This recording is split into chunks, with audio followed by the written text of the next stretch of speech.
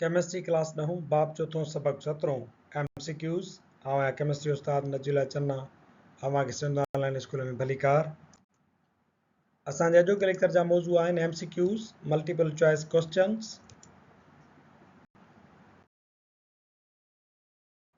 Exercise आहे section A multiple choice questions. Number पहिरें सवाल ते हलूं था।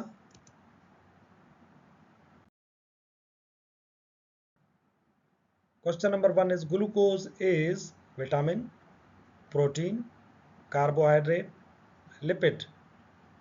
असांखे ख़बर आहे त ग्लूकोज जेको आहे उहो पाण मोनोसेकेराइड आहे ऐं मोनोसेकेराइड कार्बोहाइड्रेट जी हिकिड़ी कैटेगरी आहे। सो सवाल नंबर पहिरें जो सही जवाबु आहे C, glucose is carbohydrate.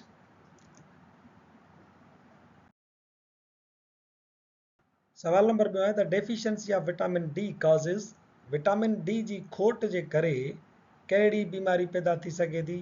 A आहे बेरी, B आहे रिकेट्स, C आहे स्कर्वी, D आहे हेमरेज। हेमरेज जो मतिलबु आहे रत जो वहणु या रत जो पटड़ो थियणु, जंहिंजे करे रत जेका आहे असांजी उहा ब्लॉक न थींदी आहे या क्लॉट न थींदी आहे। इहा विटामिन K जी खोट सां रिलेटेड आहे। स्कर्वी जेको आहे असांजूं महारुनि मां रतु निकिरंदो आहे उहे सुजी वेंदियूं आहिनि, इहो विटामिन C सां रिलेटेड आहे। सो असांजो ऑप्शन नंबर B आहे रिकेट्स। रिकेट्स जो मतिलबु आहे सॉफ्टनिंग ऑफ बोन्स, हॾनि जो नरम थियणु ऐं कमज़ोर थियणु। सो विटामिन D जेका आहे उहा असांजे हॾनि खे ॾंदनि खे ताक़त ॾींदी आहे। उनजी खोट जे करे हॾा जेके आहिनि उहे नरम थी वेंदा आहिनि, कमज़ोर थी वेंदा आहिनि। सो सही ऑप्शन आहे B, the deficiency of vitamin D causes rickets। सवाल नंबर 2 जो सही ऑप्शन आहे B।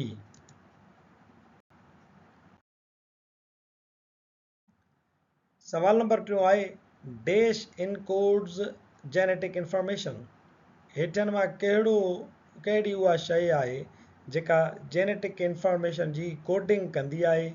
RNA, ribonucleic acid genetic information खे इनकोड न पर डीकोड कंदो आहे, उनखे रिसीव कंदो आहे, उनखे रीड कंदो आहे, उनखे डीकोड कंदो आहे।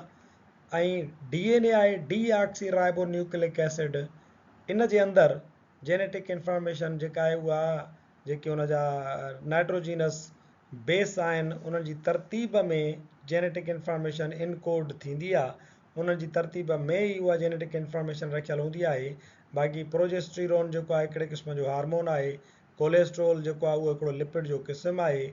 जेनेटिक इंफॉर्मेशन जेका आहे उहा असांजी DNA में इनकोड थींदी आहे। सो सही जवाबु आहे असांजो option B, DNA encodes genetic information।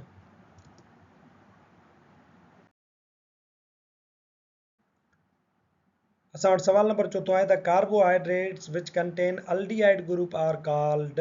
उहे कार्बोहाइड्रेट जिन में अल्डिहाइड ग्रुप हूंदो आहे तन खे छा सॾिबो आहे।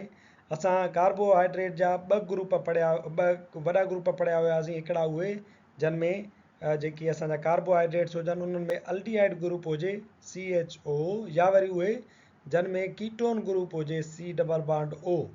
त उन्हनि खे ॿिनि असां ग्रुपनि बुनियादनि ते विरायोसीं। इन्हनि बुनियादनि ते हिकिड़ो हुयो अल्डिहाइड ग्रुप, ॿियो हुयो कीटोन ग्रुप। सो उहे कार्बोहाइड्रेट जिन में अल्डिहाइड ग्रुप हूंदो उन्हनि खे छा चइबो आहे। A सैकेराइड्स, B ketosis, C पेंटोसिस, D aldoses. हाणे सैकेराइड्स जेको आहे उहो त हिकिड़ो कॉमन नालो आहे।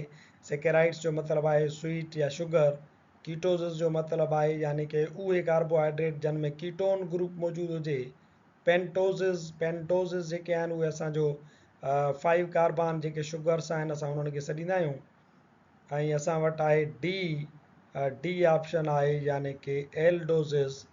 एल्डोसिस जो मतिलबु आहे उहो कार्बोहाइड्रेट जंहिंमें अल्डिहाइड ग्रुप शामिलु हुजे या अटैच थियल हुजे। सो सही जवाबु आहे सवाल नंबर 4 जो D aldoses. The carbohydrates which contain aldehyde group are called as aldoses.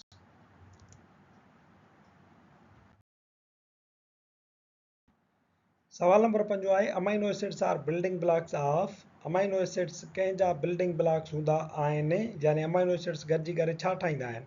A nucleic acids, B protein, C vitamins, D lipids. Nucleic acids जो त असांखे मालूम आहे त न्यूक्लियोटाइड्स हूंदा आहिनि ऐं प्रोटीन जो जेको आहे सो उहो असांखे अमाइनो एसिड्स हूंदा आहिनि जिनखे असां बिल्डिंग ब्लॉक्स ऑफ प्रोटीन्स सॾींदा आहियूं। सो पंजे जो सही नंबर जवाबु आहे option B protein. Amino acids are building blocks of protein. सवाल नंबर 6 आहे which one of the following is polysaccharide. हेठनि मां कहिड़ो पॉलीसेकेराइड जो मिसाल आहे? ए आहे फ्रक्टोज, बी आहे माल्टोज, सी आहे स्टार्च ऐं डी आहे नन ऑफ दीज।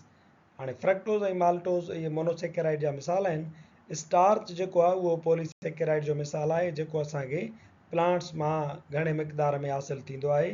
सो सवाल नंबर 6 जो सही जवाबु आहे C starch.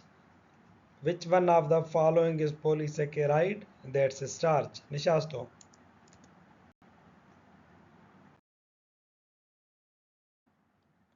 Lactose is.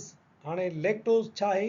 Lactose जो नालो जेको आहे उहो तव्हांखे ज़हन में रखणु घुरिजे त आमतौर ते मार्केट में हिकिड़ो ॿारनि जे लाइ खीर मिलंदो आहे, खुश्क खीर, जंहिंखे पिणु लैक्टोजन चइबो आहे। हाणे लेक्ट या लैक्टोज या लैक्टेज इहे जेके बि शयूं अचनि थियूं उहे लैक्टिक एसिड आहे थोरे जो, इहे समूरियूं शयूं जेके आहिनि उहे खीर सां लाॻापियल आहिनि। तंहिंजे करे जॾहिं बि लैक्टोज जे बारे में सुवालु अचे थो ऑप्शन्स में ॻोल्हे ॾिसो त जेकॾहिं को मिल्क जो नालो अचे थो किथे त उहो उन सां रिलेटेड हूंदो। सवाल नंबर 7 आहे लैक्टोज छा आहे? C lactose is milk sugar. Lactose खे मिल्क शुगर पिणु सॾियो वेंदो आहे। सही असांजो ऑप्शन आहे सवाल नंबर 7 जो C lactose is milk sugar.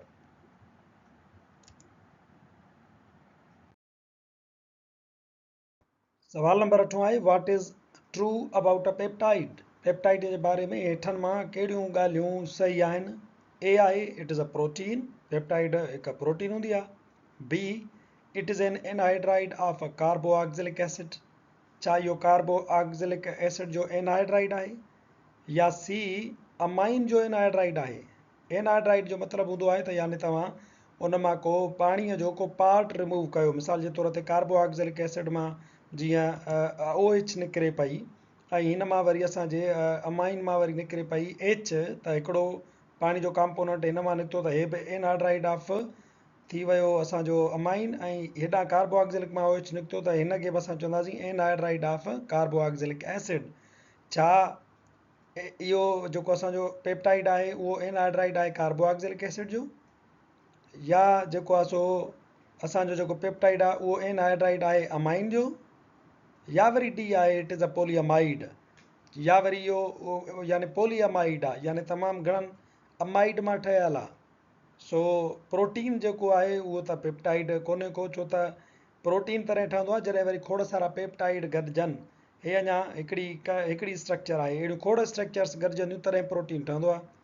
हाणे अकेलो जेको आहे सो पेप्टाइड एनहाइड्राइड कार्बोऑक्सिलिक जो कोन हूंदो आहे, गॾियल ॿिन्ही जो थी सघे थो त अमाइन जो ऐं कार्बोऑक्सिलिक एसिड जो एनहाइड्राइड आहे त पोइ असां चई सघूं था। पर जीअं त बी इहे ऑप्शन ॿई अलॻि अलॻि आहिनि तंहिंजे करे इहे बि न आहिनि जवाब। सो डी आहे इट इज़ अ पोलीअमाइड। इहो असांजो ऑप्शन डी सही आहे त पेप्टाइड जेको आहे पोलीअमाइड आहे। खोड़ सारा अमाइड जेके आहिनि गॾिजंदा आहिनि तॾहिं वञी करे हिकिड़ो असांजो पेप्टाइड ठहंदो आहे। सवाल नंबर 9 आहे फैट्स आर सॉलिड एट। चर्बी कहिड़े गर्मी पद ते सॉलिड हूंदी आहे? ए ऑर्डिनरी रूम टेम्परेचर, आम गर्मी पद ते, हाई टेम्परेचर ते या सॉलिड हालत में हूंदी आहे, higher than 50 degree centigrade temperature ते सॉलिड हूंदी आहे, या नन ऑफ दीज। तव्हांखे यादि हूंदो त फैट्स ऐं ऑयल्स में फ़र्क़ु इहो हुयो त फैट्स ऑर्डिनरी रूम टेम्परेचर ते सख़्तु हालत में हूंदियूं आहिनि, जॾहिं त तेल जेको आहे सो आम गर्मी पद ते लिक्विड हालत में हूंदो आहे। सवाल नंबर 10 आहे cotton contains dash cellulose. Cotton जे अंदरि केतिरो सेल्यूलोज हूंदो आहे? 30 सैकड़ो, 65 सैकड़ो, 85 सैकड़ो या 95 सैकड़ो। तव्हांखे इहो यादि हुजणु घुरिजे त कॉटन खे कॾहिं कॾहिं असीं प्योर फॉर्म ऑफ सेल्यूलोज पिणु चवंदा आहियूं, तंहिंजे करे 95 सैकड़ो आहे उहो उन जे वेझो आहे। त कॉटन जेकॾहिं 95 सैकड़ो सेल्यूलोज आहे त चई सघिजे थो त cotton is purest form of cellulose. इन सवाल नंबर 10 सां गॾु असांजो अॼोको लेक्चर पुॼाणीअ ते पहुचे थो।